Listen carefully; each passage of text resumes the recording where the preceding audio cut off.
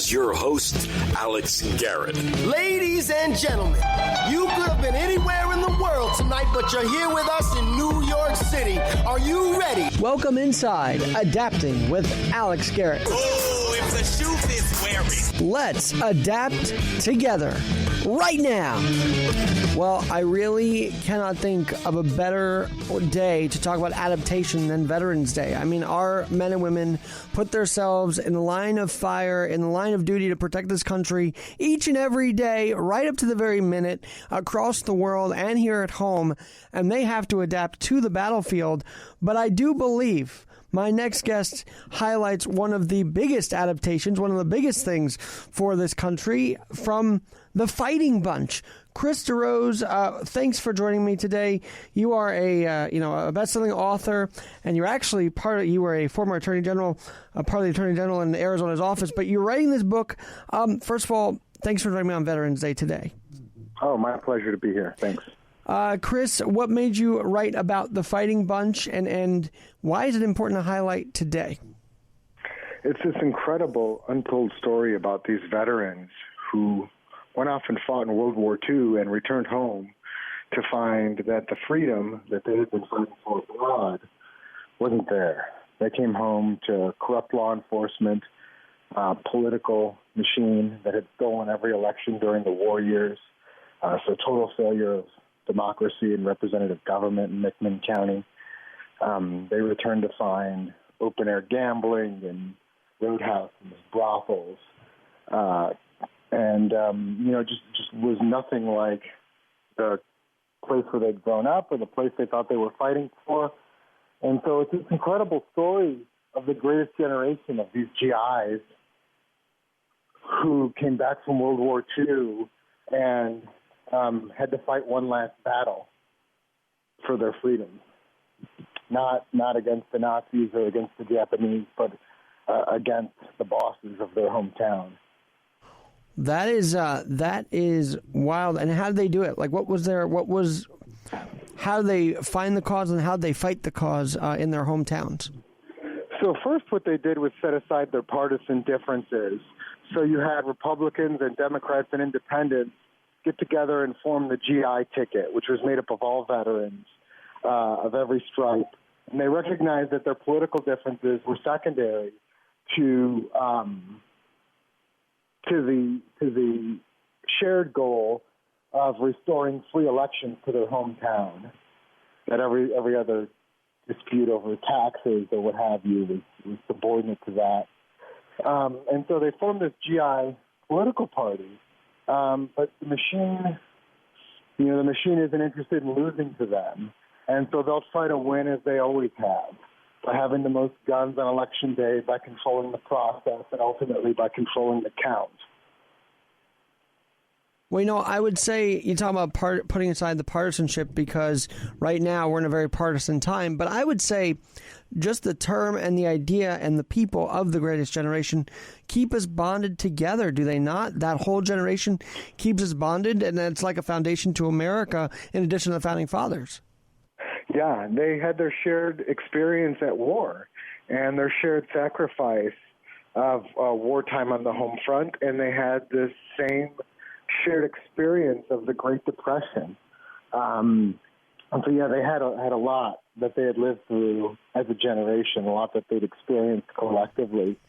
And that's why Republicans and Democrats were able to set aside their differences and take on the machine.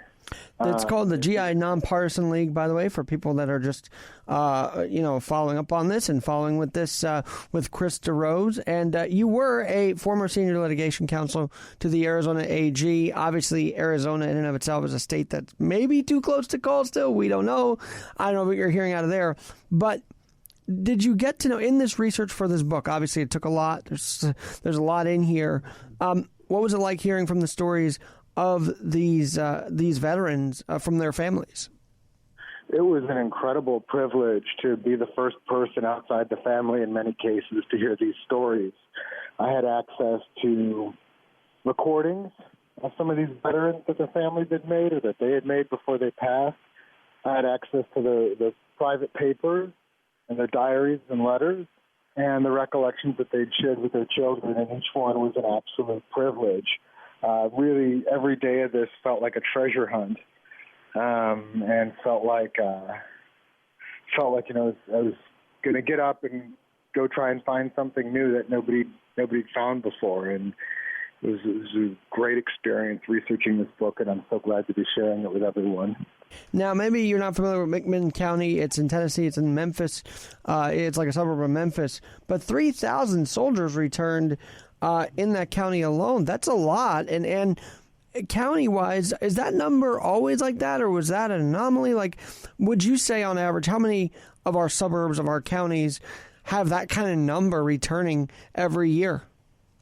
Yeah, so McMinn County is midway between Chattanooga and Knoxville, and it had about 30,000 people in 1946, and 3,500 of them had served in World War II. It's just an extraordinary number when you consider how many senior citizens there are, how many people who are too young to fight, how many people in middle age are too old to fight, how many people have a bad eardrum or some kind of injury that would prevent them from serving. When you think about the list of eligible people, right, who are eligible to serve in the war, and then to send 3,500 out of 30,000, it's just an incredible number. Now, McMinn prides itself, Tennessee is known as a volunteer state. They pride themselves on serving in war. McMinn calls itself the volunteer county of the volunteer state. So they're incredibly proud of how many men are veterans and have served in the military in America's various conflicts. Well, as an author, I have a feeling you seek out these stories. And so what drives you to study this genre, this history, this amazing backstory to our veterans that come home? Yeah, so long before I was a writer, I was a history junkie and a reader. And so I try to research the things that I'm interested in reading about. And to spend this much time with a subject, you really have to be obsessed with getting the answers, right? You really have to be obsessed with spending every day, and just being excited to delve into the research and learn about a new subject, because otherwise no one's going to want to read it. And so these are all just subjects that are of interest to me. And I say, oh, boy, is there a book about that? Or if there is a book about that, is it recent? Is it comprehensive? Is there room for something new? And, if I feel like the road is clear, then I'll write a book about it. But that's been true for everything I've ever written about, from Founding Rivals, which is about two future presidents running against each other for Congress. It's the only time that ever happened in American history. And if Madison had lost to Monroe, we wouldn't have our Bill of Rights. And so really, if we didn't have our Bill of Rights, the country would have had a tough time staying together at the beginning. And so this one really important election for Congress between two future presidents helped determine the course of American history. And then my second book was about Abraham Lincoln's time as a member of Congress. Believe it or not, there's 16,000 books written about Lincoln, but his time as a member of Congress really had never been the focus of a comprehensive book.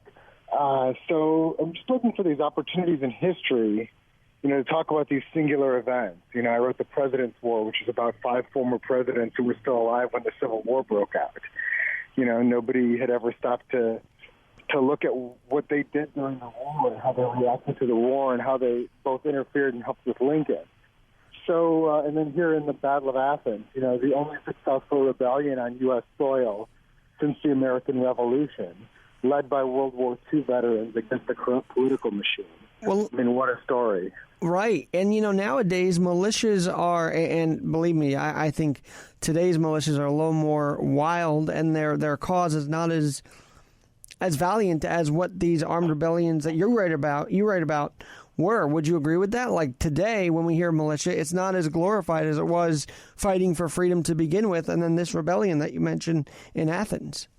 Yeah, well, these guys weren't a rebellion or a militia in any real sense. I mean, it was very almost spontaneous. I mean, most of the GIs felt like they were going to get a fair count on Election Day. and they never expected that it would come to violence. Bill White and some of the others always thought they would have to shoot it out for the ballot boxes. Well,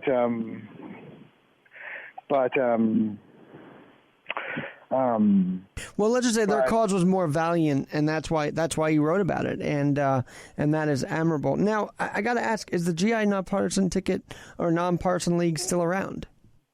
No. So shortly after they won the election, you still had 3 Democrats on the ticket and 2 Republicans, and they didn't stop or set aside their long-held beliefs about how government should work.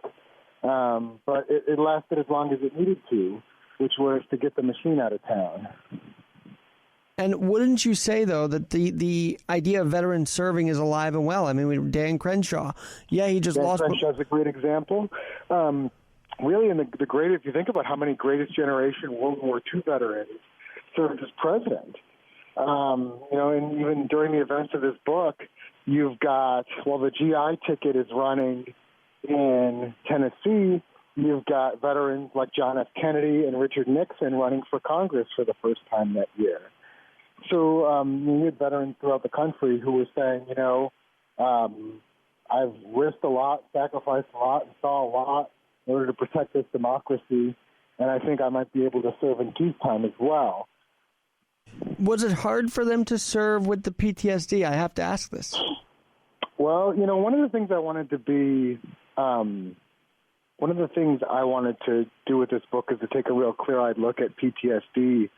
I think it really gets papered over in other works, but we're losing more veterans to suicide than we are to combat at this point. Today in this country, with the resources we have, with the things we know about it, you can imagine what it was like for a World War II generation where they're still calling it shell shock. They really don't understand what's happening, and culturally, they're not supposed to talk about what they're going through, right? And I wanted to make sure to include as much of that as possible in the book. There was a son who told me his father would wake up in the night screaming.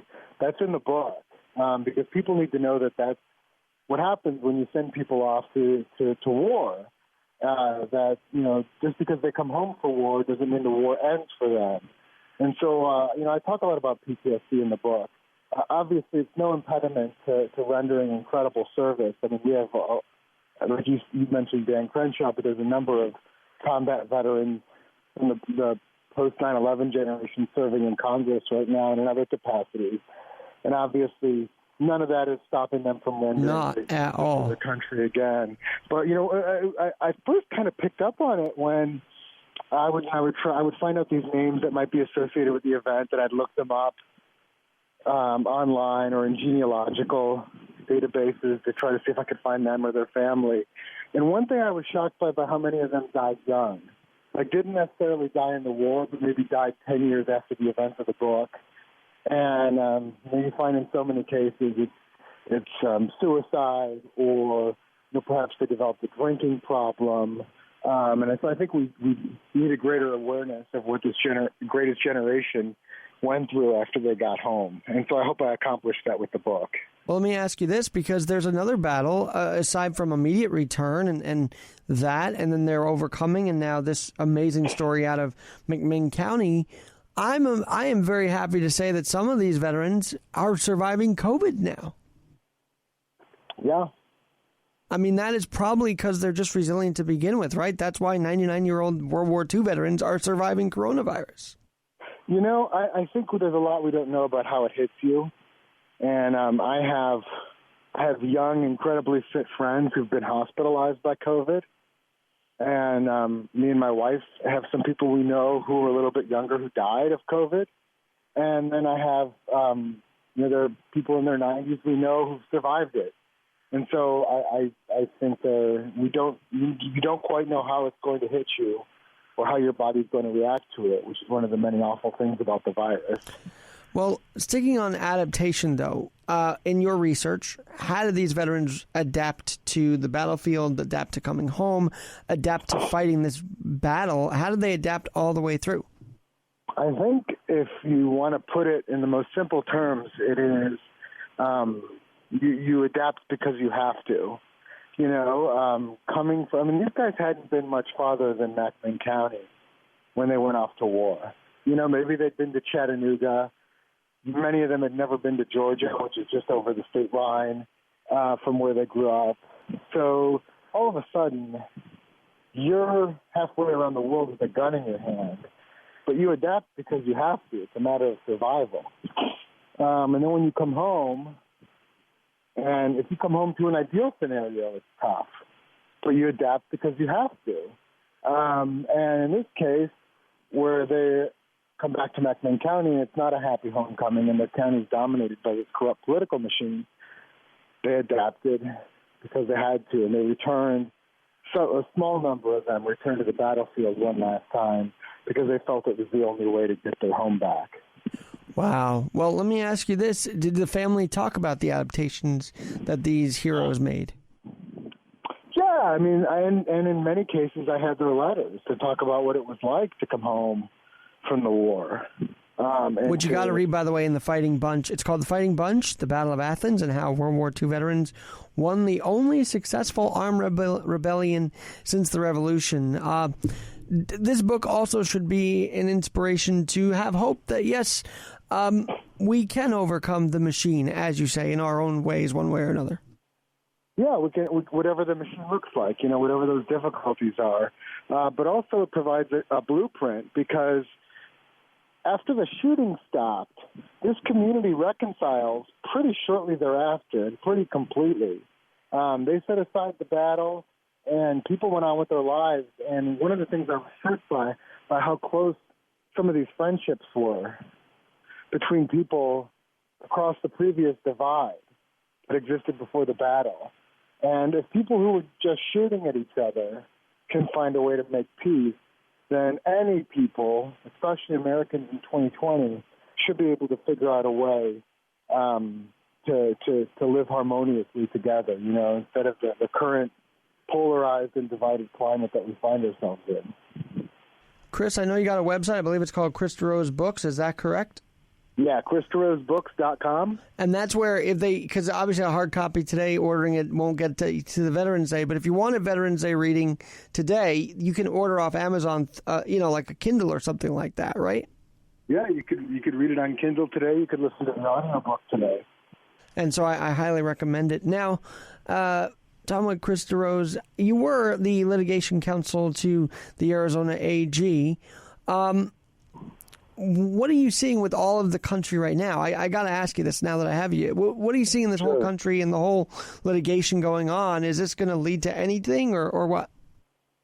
So I'm actually, and I serve in that capacity for the Attorney General, but I've also worked as an attorney for campaigns and political parties going back over a decade in 5 different states. And so this is sort of the rare election where I'm not actually working for anyone in a legal capacity. I wouldn't expect much of any of these challenges because the margin of votes are too wide in too many different states. It's going to be a pretty decisive electoral college victory for Joe Biden. And so even if there were enough votes in controversy in one particular state, and there isn't right now, even if that were true, you'd be flipping one state. It's not a one-state victory. It's a more comfortable margin than that. I would agree. He's pretty much well over the margin. I think calling him president-elect is correct, isn't it? Yeah. Technically you're not the president-elect until the Electoral College meets and picks you. But in our common parlance, whoever we think is going to be the next president, we refer to as the president-elect. So the Electoral College will meet, and then a joint session of Congress on, I believe it's January 6th, will meet and tally the votes in the Electoral College, and then it'll be official. Wow, so are you saying in a way we've kind of just mislabeled it the whole time? Like we don't even wait till January 6th, it sounds like. Yeah, it's a good shorthand because we know what the electors are going to do, right? We know what the electors are going to do. It's very unusual for electors to vote for someone other than the person for whom, they were elected with. So it's very unusual. There's an entire Wikipedia article on faithless electors and the list of all the people who bolted. So that's very rare. If this had come down to 1 or 2 votes in the Electoral College, I think we'd probably still be on pins and needles, because there would still be a chance for someone to switch in the Electoral College and actually officially throw the election from Biden to Trump. I mean, it's at a bit close, but this is not going to be.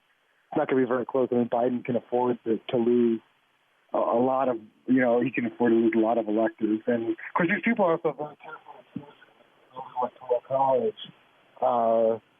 Usually, party stalwarts. They're people who've been very involved with the party. So to switch sides would be the opposite of everything they've ever done in their life. They're people who are usually very well known, either to the presidential campaigns or to the state political parties, local political parties. And so the idea that they're going to switch in any large numbers and change the outcome of an election is basically zero. Chris, I think I've heard more information from you than I have over the last few days that is more not biased, I guess you would say. So thank you for that, for sharing that perspective. One last thing, you obviously wrote about this because, I wonder, do you have family that served, or do you have family that serves? Like, is that military service in their family also why you wrote this book and why you've covered this part of history? No. My one grandfather was exempt from service in World War II, and another was in the Army at the tail end and never got deployed. So it's just something I really deeply admire and respect about our country, is the commitment to service, and particularly what our country accomplished in World War II. And with that generation of, most of whom didn't have high school degrees, they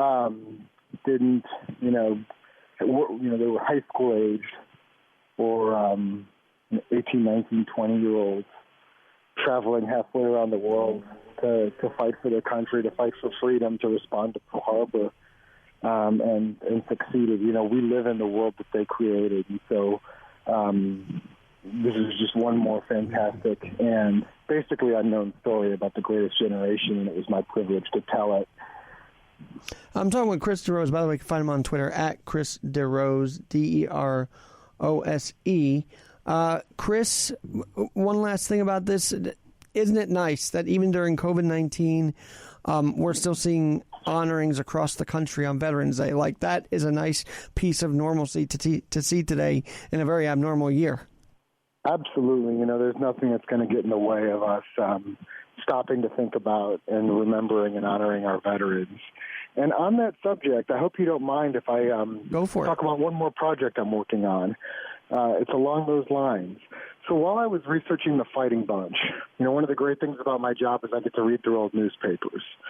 And I found this story with a really strange headline, something about a phantom Marine. And I said, that sounds interesting.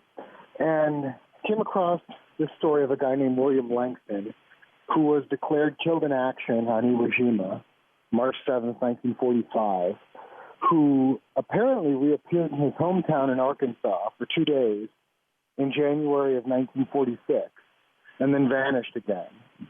And so I started a podcast to try to investigate this mystery, this apparent death of William Langston and his alleged reappearance in Newport, Arkansas. The podcast is called The Phantom Marine Podcast. You can find it anywhere you get podcasts. You can find a page on my website, chrisrosebooks.com/phantom. We just had the first episode come out last week. Second episode should be up a couple of days here. But this is a really strange mystery, and it's one I'd like to resolve, particularly for the living family members who for over 70 years have not known whether their loved one actually died in Iwo Jima and is buried in the grave with his name on it, or whether he made it back to the United States and disappeared somewhere. And so I think it'll be of great interest to anyone, but particularly on this Veterans Day, trying to resolve one remaining mystery from World War II. Well, I'm going to actually title that in my podcast for today, like author and host of The Phantom Marine. Now, that is fascinating. And by the way, I've got to ask you, were you inspired to do this because you see that podcasts and even Netflix series leads to results of unfounded mysteries? I mean, it does happen. Yeah, I am hoping to solve this. This isn't just a mental exercise or telling a fun story. I really do hope to get to the bottom of this and figure out what happened. Chris, your book, The Fighting Bunch, The Battle of Athens and How World War II, your most latest book, I should say, because you've written a lot. You're a bestseller from St. Martin's Press today.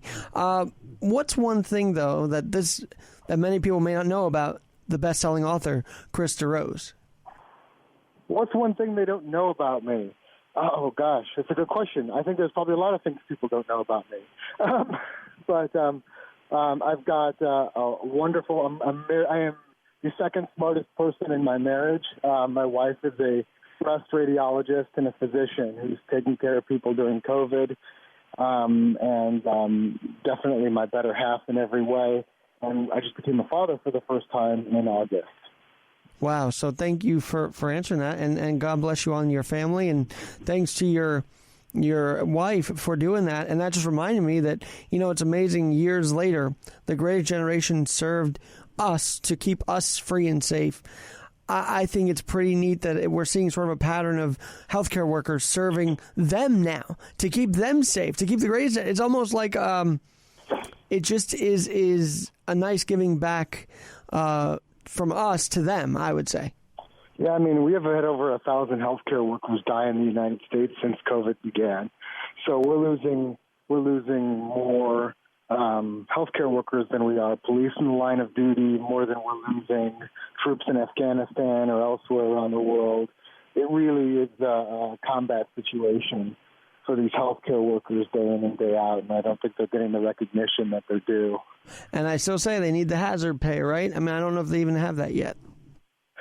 Yeah, I mean, it's just, I think we would just settle for, I think they would settle for operating in a safe environment, which thankfully my wife works for a great employer that has always made sure that she has enough PPE, and that there are processes to make sure, who's entering the hospital, who's, do they have symptoms, have they had a fever check. They're really doing everything they can to try to keep her safe. And what it largely depends on is the public taking it seriously and, conducting themselves accordingly. This is a very serious virus that no matter how young or healthy they are, could hospitalize them. And they'll be bringing that into healthcare workers, to frontline employees like grocery store workers. And so really ultimately, what healthcare workers need from the public, something like that shared sacrifice that the greatest generation had during the Depression and World War II, really working together to try to stop the spread of this virus. Right. And as we're talking, one last thing to put a bow on all of this. If these veterans in McMinn County on August 1st, 1946, didn't do what they did, how different would the Tennessee landscape look, even the national political landscape look? Yeah, so number one, the machine would have remained in control of the county indefinitely, and it would have been not clear how and when it would have ended, because if they could fend off a challenge from hundreds of World War II veterans with all the people of the county against them, nobody even would have tried again. So they would have remained in charge of the county indefinitely. But this rebellion actually helped break the back of a statewide machine. Watching these veterans have to fight for the ballot boxes really was the key factor in destroying the machine of boss Trump out of Memphis, who had controlled the state of Tennessee for decades and stolen hundreds of elections. This was a front page story across the country for a week. And so I think it probably inspired a lot of veterans to get involved in politics. And it probably also served as a warning to a lot of bosses throughout the country to say, you know what, be careful of these guys. You don't know who you're messing with. Wow, that's a pretty telling way to say that, because obviously veterans are Americans, they're part of this country, and we're seeing them every day be that part, be part of society in so many great ways. So thanks for bringing this to light. Chris DeRose, you're a New York Times bestseller. You've joined this podcast, and please come back and tell us how that podcast project goes. Phantom Marine. Yeah, the Phantom Marine. I appreciate you giving it a plug, and we'll see if we can't get that one solved. Thank you very much. Thanks for having me. You got it. I'm Alex Garrett. say thanks to a veteran today and remember them in your hearts. Well, I would say every day, but today especially, just if you see them, thank them. Follow Chris DeRose at Chris DeRose Books. That's Chris, DeRose Books. Follow me at Alex G in NYC. Thank a veteran, and thanks for joining us. We'll talk to you again soon.